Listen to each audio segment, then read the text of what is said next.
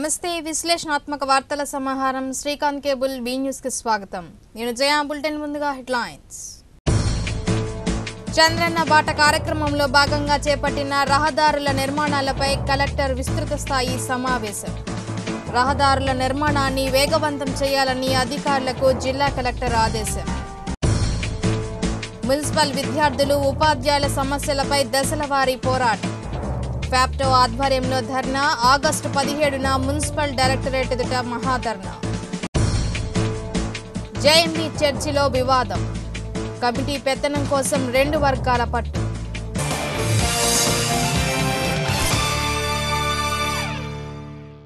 ఇక వివరాలకెళ్తే, జిల్లాలో చంద్రన్న బాట కార్యక్రమంలో భాగంగా చేపట్టిన సిమెంట్ రహదారుల నిర్మాణాలను లక్ష్యాల మేరకు పూర్తి చేయడానికి చర్యలు తీసుకోవాలని పంచాయతీరాజ్ ఇంజనీర్లను కలెక్టర్ వి వినయచంద్ ఆదేశించారు. ఒంగోలులోని సరోవర్ సమావేశ మందిరంలో పీఆర్ ఇతర శాఖల సమన్వయంతో చేపట్టిన పనుల ప్రగతిపై అధికారులతో సమీక్షించారు. సమావేశానికి క్షేత్రస్థాయి నుంచి ఇంజనీరింగ్ అధికారులు పాల్గొన్నారు. కలెక్టర్ మాట్లాడుతూ 2017-18 నాటికి సంబంధించిన 600 కిలోమీటర్ల సిమెంట్ రహదారులను నిర్మించాల్సి ఉందని తెలిపారు. వివిధ పథకాల క్రింద లక్ష్యాలను ఇచ్చినా ఇంతవరకు వాటిలో పురోగతి చూపలేదన్నారు. 13-14 ఆర్థిక సంఘాల ఎస్డీఎఫ్ జిల్లా ఖనిజాభివృద్ధి నిధులతో చేపట్టిన పనుల పురోగతిని సమీక్షించారు. పీఆర్ ఇంజనీర్ల పనితీరుపై అసంతృప్తి వ్యక్తం చేశారు. ఆర్డీఎఫ్, సిఆర్ఎఫ్, ఎంపీ నిధులతో చేపట్టిన పనుల పురోగతిని సమీక్షించి ఏఈల వారీగా లక్ష్యాలను నిర్దేశించుకొని పూర్తి చేయాలని సూచించారు. 525 అంగన్వాడీ భవనాల నిర్మాణాలకు గాను 97 మాత్రమే పూర్తి చేశారన్నారు. 148 పనులను ఇంకా ప్రారంభించలేదని పేర్కొన్నారు. వచ్చే జనవరి నాటికి పనులను పూర్తి చేయాలని ఆదేశించారు. 219 కేంద్రాల్లో భవనాల నిర్మాణాలు అసంపూర్తిగా నిలిచిపోయాయన్నారు. వీటిలో 78 జెడ్పీకి అప్పగించినట్లు తెలిపారు. స్త్రీ శక్తి భవనాల నిర్మాణాలను సకాలంలో పూర్తి చేయాలన్నారు. ఎందుకంటే ప్రధానంగా గవర్నమెంట్ చేసేది ఇప్పుడు ఎన్ఆర్ఈజీఎస్ కన్వర్జెన్స్ బేస్డ్ వర్క్స్ కాబట్టి maximum emphasis is on Panchayati Raj engineering department. దాని గురించి మీ అందరికీ ప్రత్యేకంగా చెప్పాల్సిన అవసరం లేదు. ఈ year next year maximum grounding కావాలి. That is what the chief minister's instructions are. They are very very clear. వచ్చిన ఫండ్స్ అన్ని కూడా దర్దాపుగా రావాల్సిన ఫండ్స్ అన్ని కూడా జిల్లాకు వచ్చేవన్నీ కూడా ఇప్పటికే ట్యాప్ చేసేసాము. ఇంకా నెక్స్ట్ శాంక్షన్స్ ఇచ్చేవి మహా అయితే ఇక్కడ అక్కడ 1 కోటి 2 కోట్లు లేదా మహా అయితే 10 కోట్లు ఉండొచ్చు జిల్లా వ్యాప్తంగా. బట్ బ్రాడ్లీ జిల్లాకి సంబంధించి ఈ సంవత్సరం 17-18 ఆర్థిక సంవత్సరానికి పూర్తి శాంక్షన్స్ అయిపోయాయి. సో వాటి గురించి ఇవాళ మీ శాంక్షన్స్ మీకు ఇప్పటికే చెప్పినట్టున్నారు మీ ఎస్సీ గారు.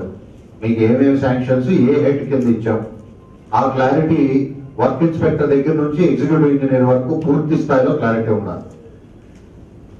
ఏ గ్రాంట్ నుంచి నాకు ఏమేమి శాంక్షన్స్ వచ్చినాయి, సిసి రోడ్స్ అయితేనేమి, అంగన్వాడీస్ అయితేనేమి, జీపీ బిల్డింగ్స్ అయితేనేమి, బరియల్ గ్రౌండ్స్ ఇంకోటి మరొకటి అని కాకుండా ఆల్ ఆస్పెక్ట్స్ మీద ఎగ్జిక్యూటివ్ ఇంజనీర్స్ కి క్లారిటీ ఉండాలి. నెంబర్ 1. నెంబర్ 2, డివిజనల్ ఇంజనీర్స్ కి గ్యారంటీ ఉండాలి. దానిపైన complete guarantee and clarity. This is my target. AEs కి క్లారిటీ ఉండాలి. ఎగ్జిక్యూటివ్ ఇంజనీర్స్ మానిటర్ చేయవలసింది ఏంటంటే నెలకి ఎన్ని కిలోమీటర్లు వేసాడు ప్రతి ఏఈ. ఇప్పుడు ఏఈ హౌసింగ్ ఉన్నాడు, మొన్న ఎండి హౌసింగ్ వచ్చారు. చాలా స్పష్టంగా సీఎం గారు డాష్ బోర్డ్ లో రాష్ట్రంలో పనిచేసే ఏఈలందరి లిస్టు పెట్టారు.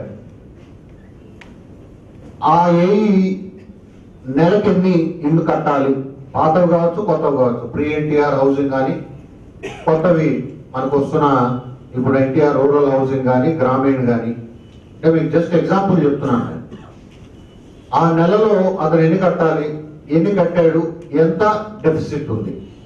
మున్సిపల్ పాఠశాలల ఉపాధ్యాయుల సమస్యలను పరిష్కరించాలని ఫ్యాప్టో ఆధ్వర్యంలో మున్సిపల్ పాఠశాలల ఉపాధ్యాయ సంఘాల సమాఖ్య కార్పొరేషన్ కార్యాలయం ఆవరణంలో ధర్నా నిర్వహించింది.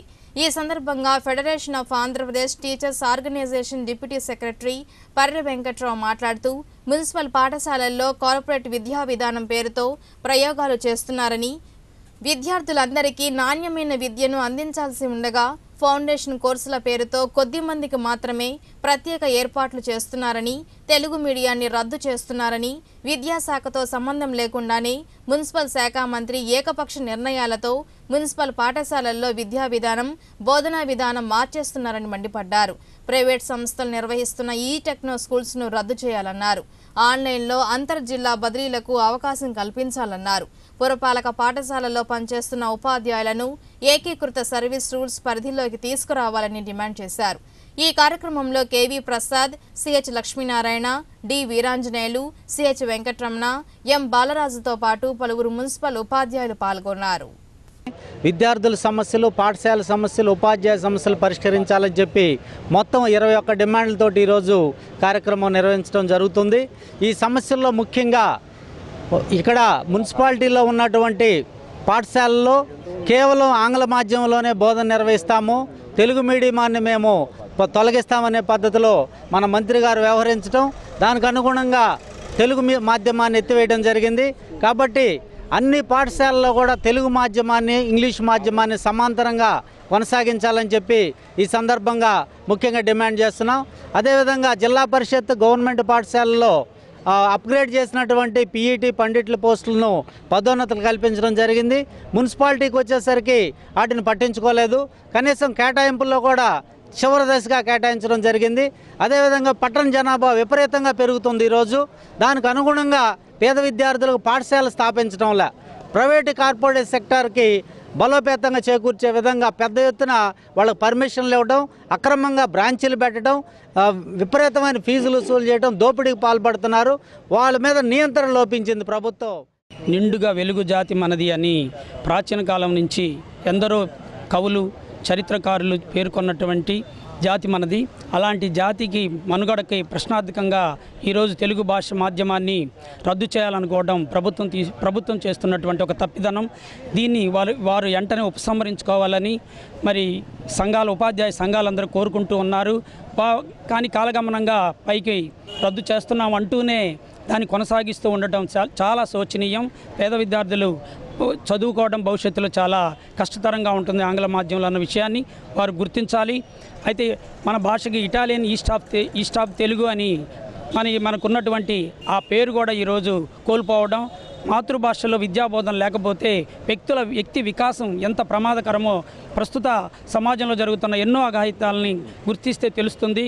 కాబట్టి దయచేసి ప్రభుత్వం ఈ ఆలోచనని వెనక్కి తీసుకోవాలని, పేద విద్యార్థులకి అందుబాటులో ఉన్న మాతృభాష తెలుగు అయినటువంటి మాతృభాష విద్యాబోధన దూరం చేయొద్దని మేము వారిని ప్రే పిటిషన్తో తెలియజేసుకుంటున్నామని గుర్తించాలని అందరం సమైక్యంగా ఈరోజు ఈ ధర్నాలో మరి ప్యాప్టో తరపున మీకు తెలియజేసుకుంటున్నాం. పేద పిల్లలకు కూడా కార్పొరేట్ తరహాలో డిజిటల్ విద్యను ఉచితంగా అందించాలనే ఉద్దేశంతో ప్రభుత్వం అహర్నిశలు కృషి చేస్తుందని జిల్లా కలెక్టర్ వినయ్ చంద్ అన్నారు. జిల్లా పరిషత్ ఉన్నత పాఠశాలలో డిజిటల్ తరగతులను ఆయన ప్రారంభించారు. ఈ సందర్భంగా కలెక్టర్ మాట్లాడుతూ ప్రభుత్వ పాఠశాల విద్యార్థులు డిజిటల్ తరగతులు వినియోగించుకొని ఉన్నత శిఖరాలు అధిరోహించాలన్నారు. ఈ లెర్నింగ్, ఎంటర్టైన్మెంట్ వంటి ఎన్నో సదుపాయాలు ప్రభుత్వం కల్పిస్తుందన్నారు. డిజిటల్ తరగతులలో పాఠ్యాంశాలను దృశ్యాల ద్వారా కళ్లకు కట్టినట్లు బోధించగలుగుతామని ఆయన అన్నారు. మేతాహా టెక్నాలజీస్ రూపొందిస్తున్న విద్యావాణి ప్రాజెక్టు ద్వారా ఆయా పాఠశాలల్లో ఉపాధ్యాయుల కోసం డిజిటల్ ఎడ్యుకేషన్ పై అవగాహన కల్పిస్తున్నట్లు చెప్పారు. అంతేకాకుండా విద్యార్థులు 3D animated content, interactive ebook reading materials, revision practice, quiz ప్రశ్న పత్రాలు, పరీక్షలు, రిపోర్టులు అందుబాటులోకి ప్రభుత్వం తీసుకువస్తుందన్నారు. ఈ కార్యక్రమంలో ఉపాధి హామీ పథకం PD Polappa, RDO Kamma Srinivasa Rao, NTR Jalasiri joint commissioner Varaprasada Rao, DEO Vijayabhaskar, tahsildar KL నరసింహారావుతో పాటు పలువురు టీడీపీ నాయకులు పాల్గొన్నారు.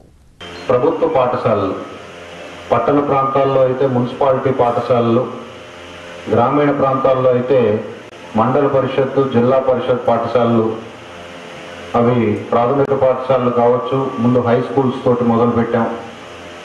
అన్ని పాఠశాలలు కూడా డిజిటల్ క్లాస్ రూమ్స్గా మార్చాలని సీఎం గారు ప్రభుత్వం ఏర్పడినప్పటి నుంచి కూడా చాలా పట్టుదలతోటి ఈ కార్యక్రమాన్ని ముందుకు తీసుకెళ్తున్నారు. ఇప్పటికే దాదాపు 1500 పాఠశాలల్లో ఈ కార్యక్రమాన్ని మనం పూర్తి చేసుకున్నాం. దీనివల్ల బెనిఫిట్స్ ఏంటనేది, ఇక్కడ చాలామంది ఆడపిల్లలు ఉన్నారు, వాళ్ళందరికీ నేను 2 విషయాలు చెప్తాను.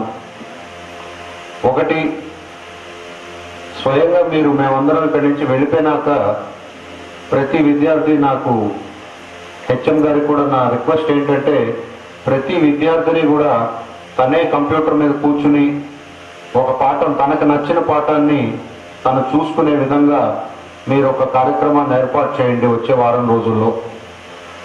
అప్పుడే వాళ్ళు ఆ డిజిటల్ క్లాస్ రూమ్ యొక్క పూర్తి లాభాన్ని పొందే అవకాశం ఉంటుంది.